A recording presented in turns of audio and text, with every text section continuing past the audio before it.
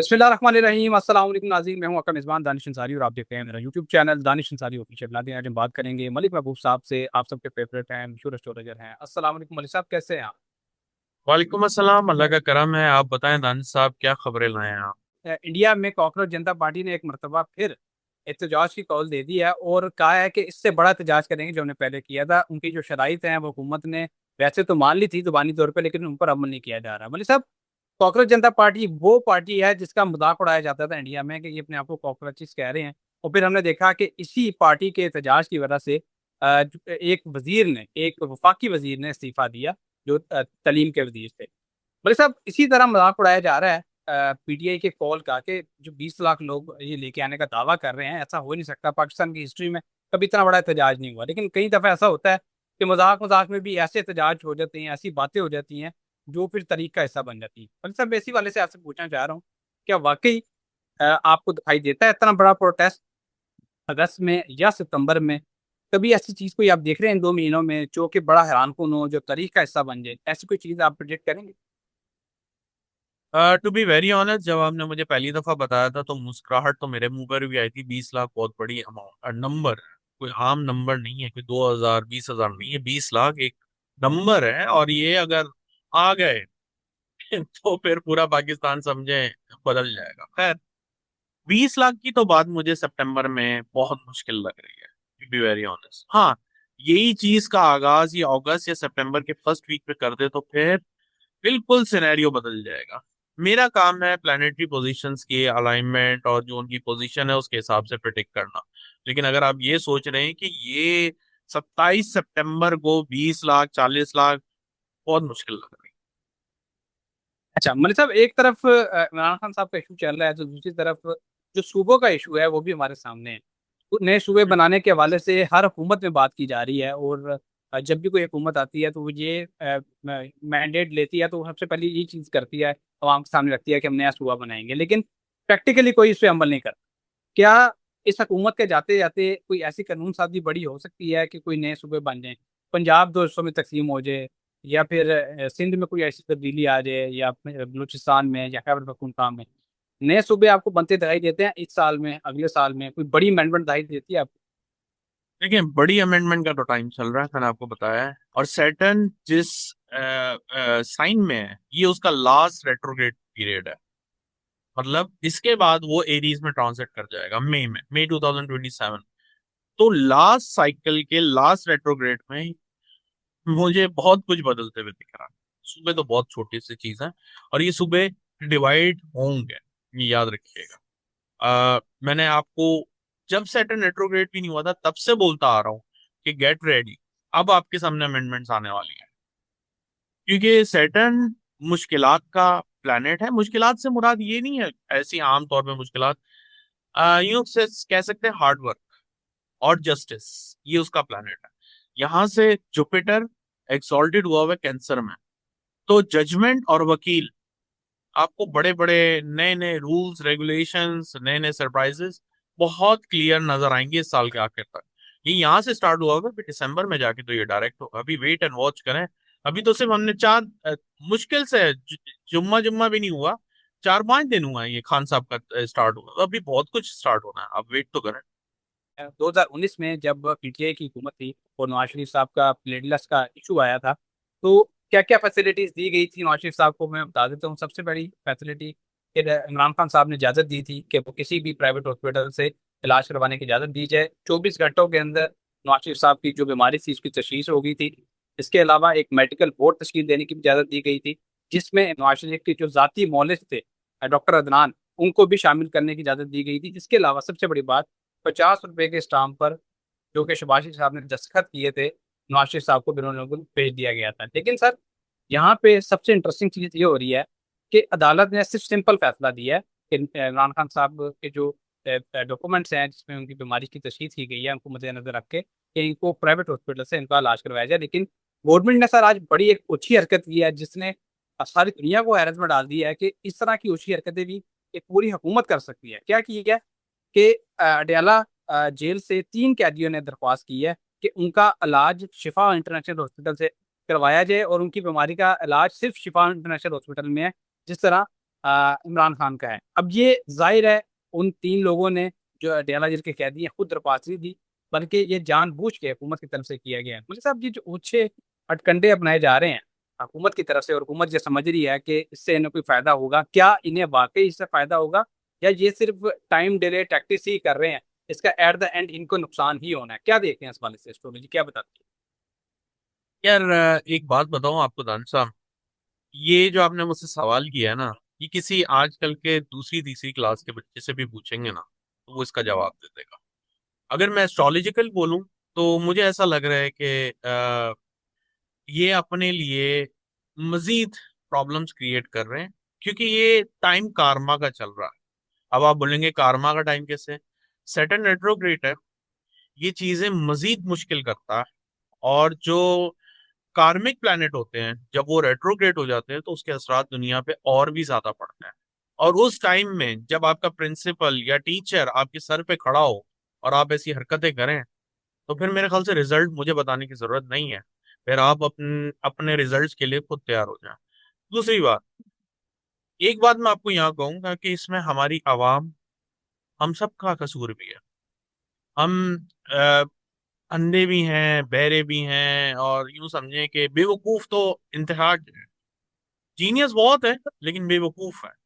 वो इसलिए क्योंकि अगर हुकूमत ऐसे कार्रवाइयां डाल रही है, तो मुझे नहीं समझ में आ रहा कि ये कार्रवाइयां इतनी इतनी बेवकूफाना है कि उनको पता है कि अवाम ने कुछ नहीं करना, देख के भी वो बेवकूफ बने रहेंगे। सीधी सी बात है। खैर, मैं ये तज्जिए पर आ गया। प्लानिटरी पोजीशन सर, देखिए मैंने आपको बहुत दफा बताया है, प्लैनेट्स झूठ नहीं बोलता है। ठीक है, ये बातें मैं आपको 3-4 महीने से बोलता आ रहा था कि अगस्त में बहुत बड़े बड़े चेंजेस आपको नजर आने वाले हैं। और जब पीटीआई भी एक डिमांड कर रही थी कि हमने 27 सितंबर को जाना है, तब भी मैंने कहा था ये बहुत ही अजीब टाइम है जहां पे मुझे तो कामनेस नजर आ रही है, ऐसा अल्लाह गुल्ला नहीं नजर आ रहा। लेकिन अब जैसे ही हम 20, 18, 19 के पास पहुंचे हैं अगस्त से, पूरी काया पलटी हुई है।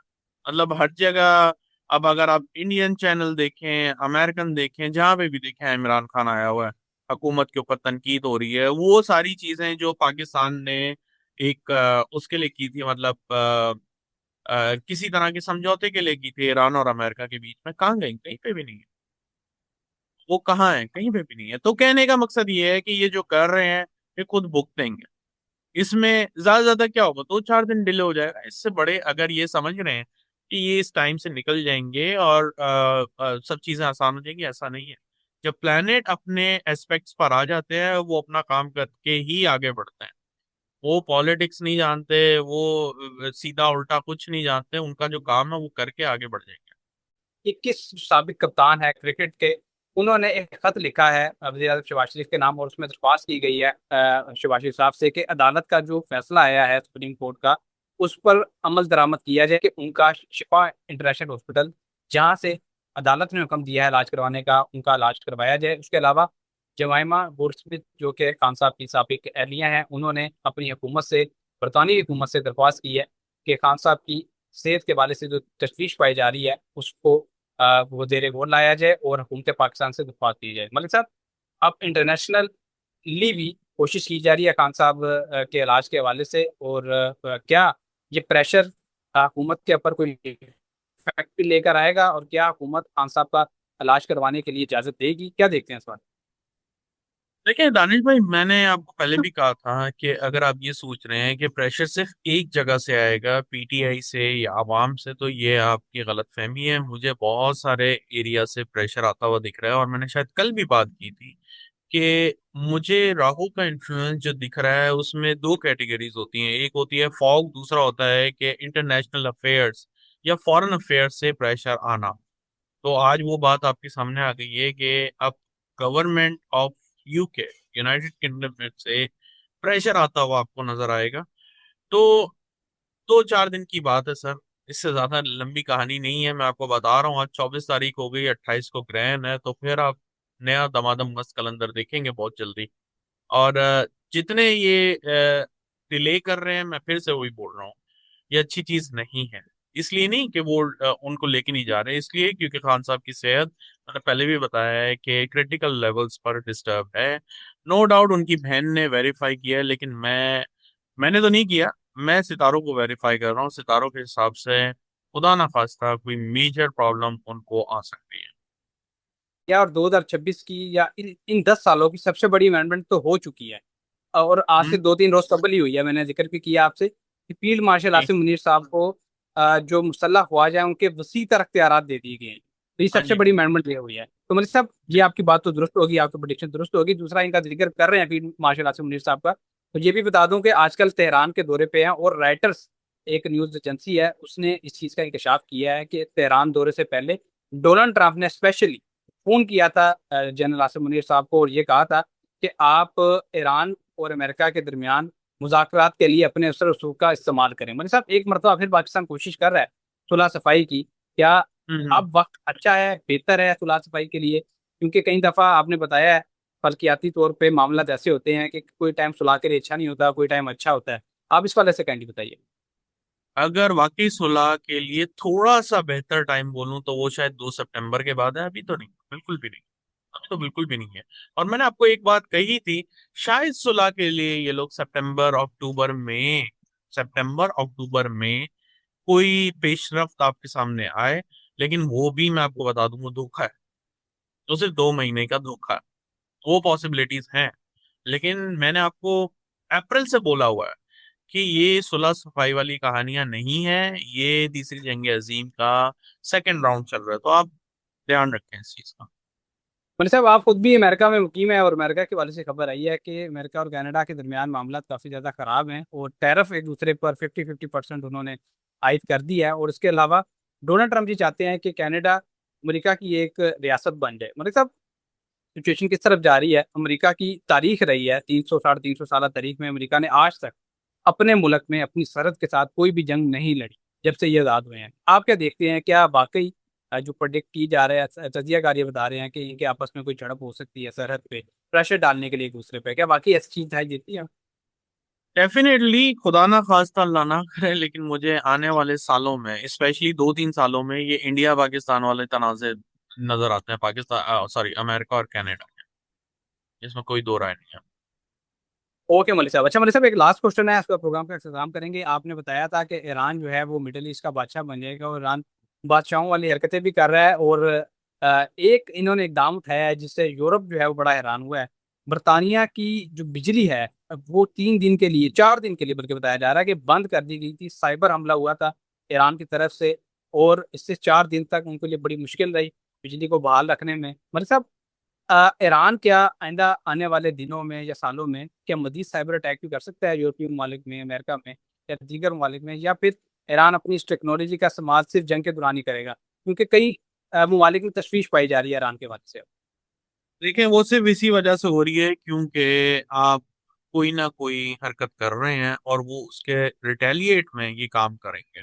और मैंने आपको पहले भी बताया है, जुपिटर फर्स्ट हाउस में कोई ऐसी हरकत नहीं करता जिससे उसको शर्मिंदगी या उसके जैसे बोलते हैं ना, एक लाज के ऊपर धब्बा आ जाए, ऐसा कुछ भी नहीं करता।